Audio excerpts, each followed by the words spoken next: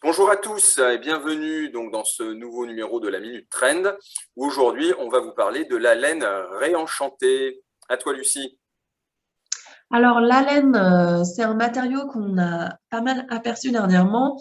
Alors, pas que dans le vestimentaire, mais du coup, qui apparaît dans tout ce qui est mobilier de la maison. Un matériau qui évoque forcément tout ce qui est chaleureux et qui est intéressant par sa texture et aussi le côté artisanal qu'il évoque et qui souvent est issu de fabrication artisanale. Au niveau un petit peu des tendances auxquelles on peut l'associer, il y a le côté un peu vintage.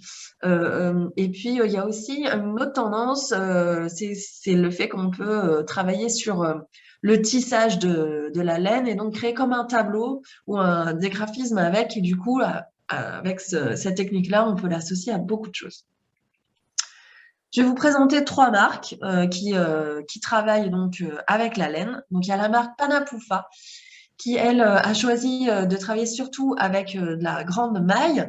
Et donc, avec cela, il crée des luminaires, des poufs et des plaids.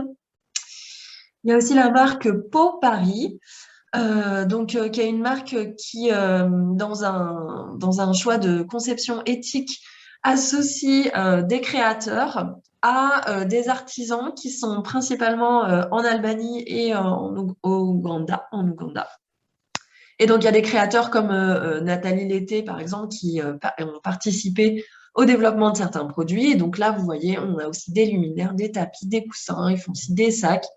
Et moi, j'aime beaucoup le côté folklorique, les couleurs qui y sont associées, les motifs. Je trouve que c'est hyper intéressant et ça ouvre des portes à beaucoup de graphismes et du coup, des produits qui peuvent être vraiment dans plein de domaines, enfin, s'associer à plein de domaines différents. Et il y a aussi la marque Laine Paysanne, qui associe différents acteurs de la laine, donc des moutons aux éleveurs, les artisans, les industriels et les créateurs. Ils les font travailler ensemble pour développer des produits, donc pareil, tapis, coussins, plaids, donc autour de la maison.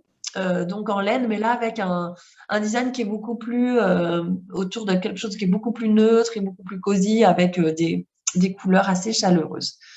Donc voilà, ces trois marques hyper intéressantes. Vraiment, je vous invite à aller voir leur site internet parce que on découvre vraiment leurs différentes démarches, leurs différents produits et c'est vraiment trois coups de cœur, en tout cas pour moi, autour de la laine.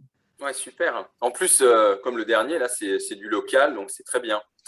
Dis-moi Lucie, toi par rapport à ton métier de designer, quand on parle de la laine, qu'est-ce que ça peut, enfin, en quoi ça pourrait influencer du design produit, par exemple?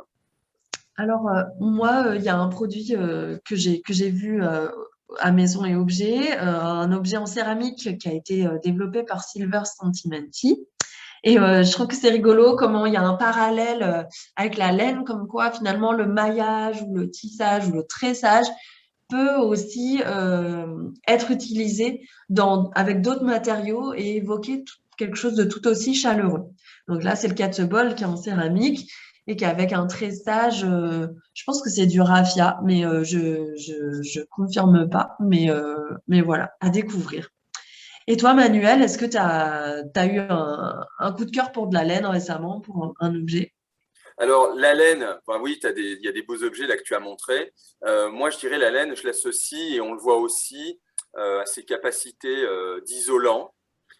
Donc là, j'ai un exemple, la marque Kiwi, qui est une marque hollandaise, où bah, c'est vraiment utiliser la peau de mouton et pour en faire un wine cooler, donc voilà, pour sa bouteille de vin blanc ou de champagne. Mais ça montre aussi qu'effectivement, la laine est de plus en plus utilisée notamment pour bah, des parois, des choses comme ça, pour toutes ces capacités isolantes. Donc je trouve ça sympa puisque ça permet, je pense aussi dans beaucoup d'industries, d'utiliser cette matière-là, qui a à la fois un bel aspect, mais aussi des capacités en termes de, voilà, d'isolation, par exemple, qui sont très intéressantes.